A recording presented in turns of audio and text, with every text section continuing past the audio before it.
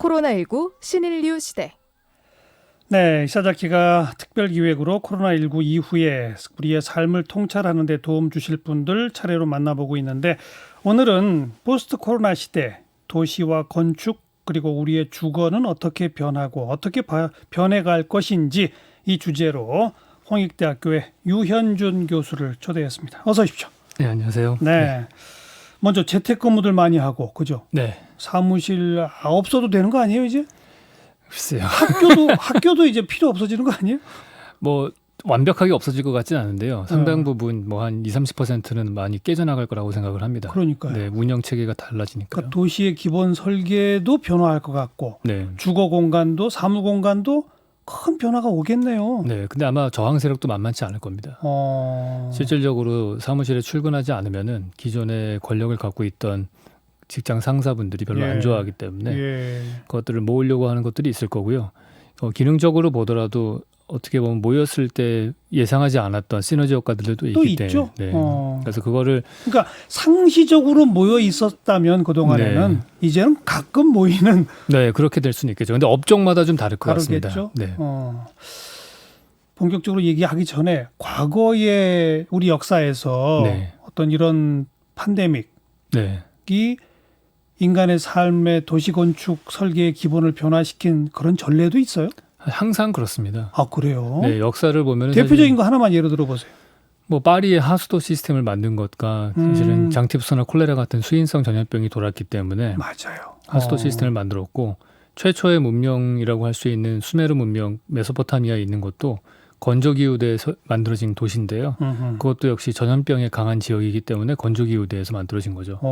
그래서 이집트 문명도 사실은 건조기후대고요. 그러니까 초창기에는 전염병을 대할 수 있는 유일한 방법이 건조한 기후라는 것밖에 없었고요. 그냥 건조한 기후로 도망가는 거군요. 그렇죠. 그렇다고 볼 수 있죠. 그 다음에가 서서히 인간이 좀 건축 토목 기술이 발달하면서 로마 같은 경우에는 아퀴덕트라는 상수도 시스템을 만들고, 상수도 하수도를 만들고, 그 다음에 17세기, 뭐 18세기 때 되면서부터는 이제 백신이 나오면서 비로소 1,000만 명의 도시가 만들어지기 시작을 한 거죠. 맞아요. 백신 있기 전에는 그런 대규모 도시라는 건 꿈도 못 꾸죠.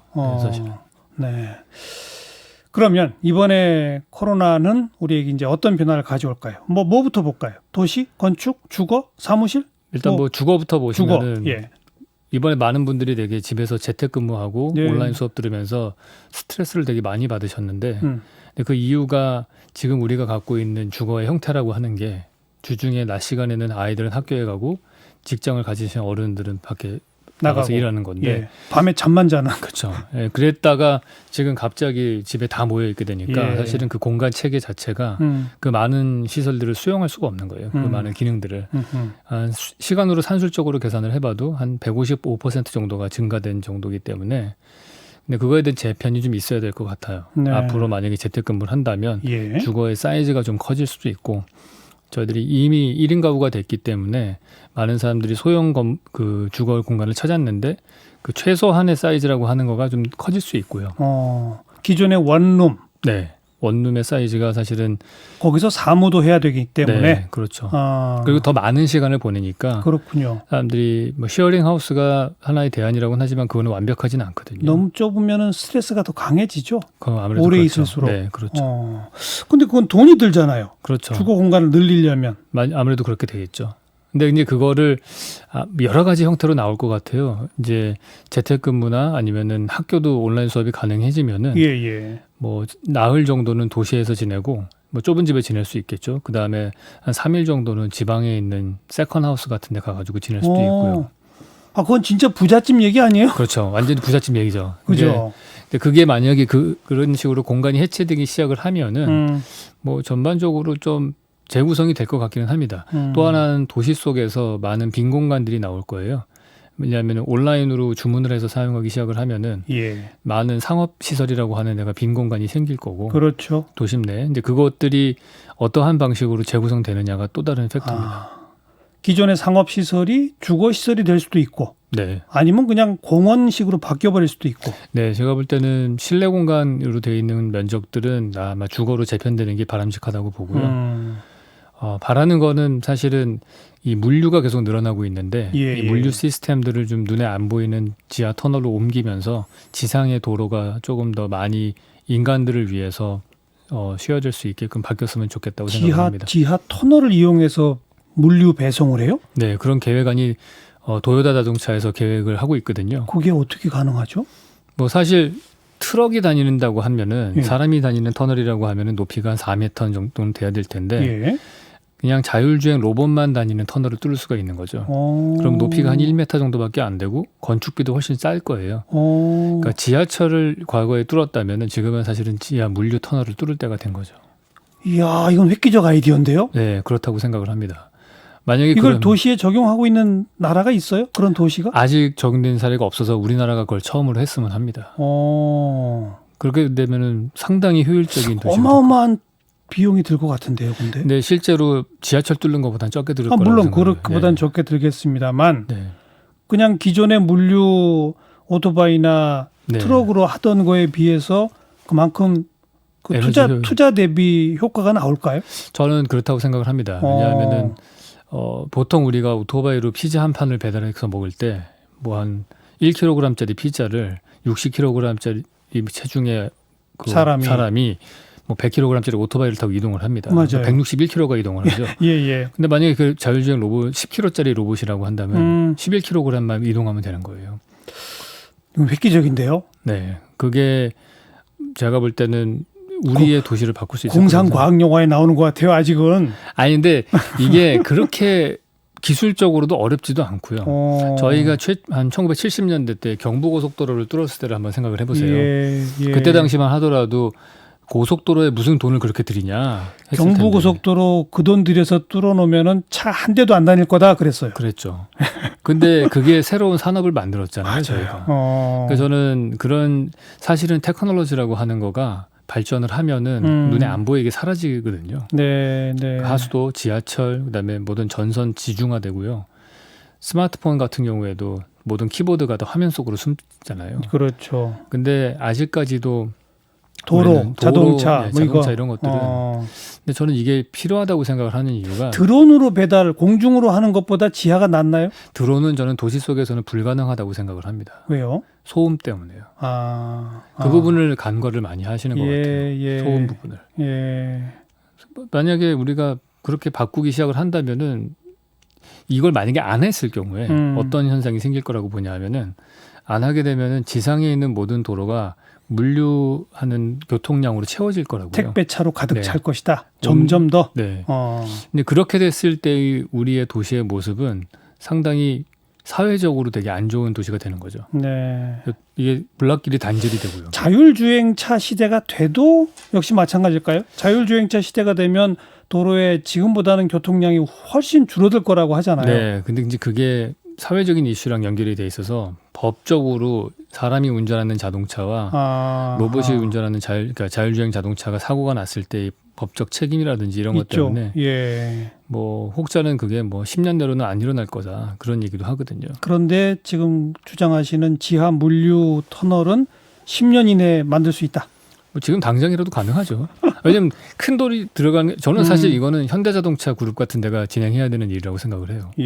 현대건설도 갖고 있고 자동차도 갖고 있기 때문에 그런 데서 주도적으로 한다면은 저는 뭐 몇 군데 실험적으로라도 해보면은 현대자동차 그룹에서 미래 비전으로 얘기하는 거 보니까 주로 사람이 탑승하는 드론 얘기하는 것 같은데. 글쎄요, 저는 거기 동의하기 힘들어요. 제가 예전에 한번 거꾸로 지하로 가라. 공중이 아니라 그 말씀이군요. 네. 보이지 않는 쪽으로. 아무튼 뭐 좀 그 획기적이라 그 얘기를 좀 길어졌는데 다시 돌아가 봅시다. 주거 면적이 조금씩 더 필요해질 것이다. 그리고 이제 조금 자산 계층들은 주 3, 4일 도심, 주 3, 4일 외곽 이런 식의 세컨하우스 개념도 생길 것이다. 가장 기본 형태인 아파트의 기본 구조 있잖아요. 뭐 방 한 3개 정도 거실 크게 있고 뭐 이런 한 30평대 아파트. 이런 아파트에서 거실에서 누가 TV를 켜면 모두가 시끄럽잖아요. 이 구조도 바꿔야 되는 거 아니에요? 아니 뭐 이미 거실에서 TV 보던 거는 핸드폰이나 자기 랩탑으로 TV를 보는 걸로 많이 바뀌었기 때문에 바뀌었어요? 자기 방에서 이제 주로 이어폰으로 보는 경우들이 많고요.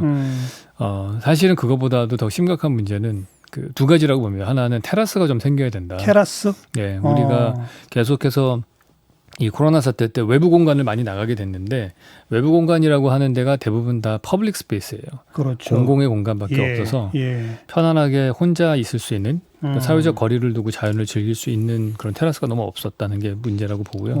그래서 그런 건축 법규 같은 것도 좀 바뀔 필요가 있고요. 네. 앞으로도 계속해서 기술과 이런 환경들이 바뀌면서 주거 환경은 계속 변화돼야 될 게 뻔한데 지금의 벽식 구조로 돼 있는 아파트는 바람직하지 않은 거죠. 그럼요. 기둥식 구조로 바꿔야 됩니다. 가변형으로. 네, 그러니까 언제든지 벽을 터서 예. 새로운 형태로 바꿀 수 있는 30평형대지만 혼자 사는 사람도 4명이 사는 사람도 바꿀 수 있게끔. 그렇죠. 네. 테라스 말씀하셨는데 기존에는 왜 있는 있고 베란다라고 부르던 네. 것도 다 확장해서 실내 공간화 시켰는데 네, 그렇습니다. 그게 또 좀 이제 반대 방향으로 갈 수 있다. 반대방으로 가는 게 바람직하다고 생각은 합니다. 그 하다못해 좀 이게 조금만 화분이라도 몇 개 갖다 네. 놓고 그럴 수 있는 공간이 필요해진다. 네, 그러니까 발코니 확장법이라는 게 만들어지는 바람에 예. 우리 도시의 모든 야외 공간이 다 실내화되는 현상이 생겼는데 한 폭이 한 2, 3m 정도 되는 테라스가 필요하다 그렇게 네. 생각을 합니다. 그다음에 사무실은요. 뭐 사무실이 이미 변화가 시작이 됐다고 봅니다. 뭐 위워크나 이런 것들도 많이 생겼고요. 시간당으로 사무실을 한 것이 있었기 때문에 그 부분은 계속해서 바뀌어 나갈 거라고 보는데 여지껏 그런 변화를 발목을 잡았던 게 학교거든요. 그렇죠. 그러니까 사무공간과 집과 학교는 삼각구도로 이렇게 연결돼 있죠. 보통 직장 가진 분이 결혼하고 결혼한 사람이 애 낳아서 애를 학교에 보내니까요. 예, 예. 근데 저는 가장 중요한 변화는 이제 온라인 수업 같은 거가 생겨나는 게 지금 이미 시작되어 있는 사무공간이나 주거의 변화에도 크게 아마 가속화시키는 현상을 일으킬 거다 생각을 합니다. 예. 학교 구조도 바뀐다? 일단은 수업들을 그러니까 학교라고 하는 게 기능이 크게 세 가지죠. 지식 전달의 목적이 있고 그다음에 타가소 기능이 있고 세 번째는 아이들끼리 자율적으로 사회 조직을 하는 훈련을 하는 곳이죠. 공동체 경험. 그렇죠. 예. 공동체 경험. 근데 그 세 가지 중에서 첫 번째인 지식 전달은 이제 온라인으로 다 가능한 그렇죠. 시절이 된 거죠. 예. 그래서 선생님의 역할이 좀 애매해졌어요. 지금 뭐 잘 나가는 1타 강사분이 전 국민의 절반을 수학을 가르쳐도 되는 시절이 됐기 때문에 그런 것들이 선생님이 해야 될 역할이 바뀌게 되면은 공간 구조도 당연히 바뀔 거고요. 예, 예. 교실도 저는 그렇게 많이 필요 없을 때가 올 거라고 생각을 합니다. 교실보다는 놀이 공간이 더 많이 필요해지는 거 아닐까요? 그렇죠. 초중학교 같은 경우에는 그러니까 비는 교실들을 부숴서 테라스를 좀 만들고 아이들이 자연에 더 나가서 시간을 보낼 수 있는 기회를 만들어주는 게 더 필요하겠죠. 네. 이처럼 주거, 그다음 사무공간, 뭐 학교, 더 나가서 이제 도시 기본 구조 네. 이것들이 이제 하나하나 변화해 나가는 방향인데 네. 처음에 말씀하셨습니다마는 거기에 저항하는 힘도 만만치 않을 것이다. 그렇죠. 결국은 이것도 정치적 투쟁 아닙니까? 맞습니다. 이게 결국에 가서는 의사결정은 폴리티컬한 데서 결정이 날 거기 그러니까요. 때문에 많은 부분들이 뭐 일단은 뭐 종교 권력 같은 경우도 이 종교라는 거는 모여야지만 이 권력이 생기는 거거든요. 네. 그래서 예배 시간에 긴 의자에 앉히는 거고 예. 가운데 10명이 앉으면은 가운데 8명은 밖에 못 나가게 하고 양쪽 끝에서 안 움직이면 네, 그렇죠. 그러면서 그리고 한 방향을 바라보게 그렇죠. 만들고 그럴 때 그 앞에 서 있는 사람이 권력이 생기는 거죠. 맞아요. 그러니까 신천지 사태 같은 경우도 그렇죠. 후발주자 종교 세력들은 그런 거를 반드시 모여야 되는 걸로 바뀝니다. 복도가 없어요. 그런 종교 단체들의 집회 사진을 보시면은 맞아요. 사람이 이동할 수 있는 복도가 없이 그냥 꽉 차 있거든요. 네. 이슬람 같은 경우에는 이런 장소에 못 모이면 적어도 시간과 장소를 정해서 한 방향을 보기라도 하잖아요. 그렇게 메카 하죠. 쪽을 향해서. 그러니까 그런 것들이 못하게 됐을 때 와해야 되는 부분이 있을 거예요. 그래서 흑사병이 났을 때에도 그 중세가 끝났고 이제 르네상스로 바뀌는 그런 게 나왔죠. 예, 예. 그래서 분명히 그 공간을 통해서 공간과 동맹에서 권력을 창출하던 그런 세력이나 집단이나 뭐 단체들은 계속해서 유지를 하려고 하는 그런 노력들을 할 거라고 생각은 합니다. 그러니까 과거의 관성에서 권력을 쥐고 있는 쪽은 변화에 저항한다. 네, 그렇다고 볼 수 있죠. 어떻게 쟁취해낼 수 있죠? 그 변화에. 글쎄요. 자꾸 병이 와야 되나요? 아니, 그건 말이 안 되잖아요. 네. 근데 병은 꾸준히 올 거는 같아요. 많은 전문가분들이 그렇게 글쎄요. 말씀하시잖아요. 참 네. 암울하지만 그런 얘기를 하죠. 네. 네, 조금 스마트하게 생각할 필요가 있는 것 같아요. 뭐요? 분명히 이런 기능이 달라지면은 공간이 빈 공간이 생겨납니다. 예, 아까 예. 온라인 때문에 오프라인의 상업시설이 비는 것처럼 그런 공간들을 재구성하는 비전을 갖고 있어야죠. 그렇죠. 준비하는 사람들은 도로가 분명히 교통량이 줄어들게 되면은 만약에 우리가 물류를 없앤다든지 하게 되면은 그럼 그 공간을 어떻게 재구성할 것인가 예, 그거에 대한 생각을 갖고 있어야 돼요. 저는 희망적으로 보는 게 이번에 코로나 사태가 우리 국민에게 선물한 거 하나는 모든 사람들이 실내 공간에 갈 수 없게 돼서 다 바깥으로 나왔잖아요. 네. 틈만 남은 공원에 가고 예. 산책을 하고 그랬어요. 모든 국민이 공통의 추억을 갖게 된 겁니다. 그러니까 돈이 많은 사람이나 적은 사람이나 내가 가는 공간이 공통적인 야외 공간이 됐기 때문에 예. 그런 부분에 있어서는 거기서 배운 교훈을 우리가 잘 쓴다면 앞으로 생겨날 빈 공간들에 대해서 어떠한 식으로 재구성할 것인가 이런 거를 소셜 믹스적인 관점에서 좀 생각할 필요가 있습니다. 더 직접적으로 표현하세요.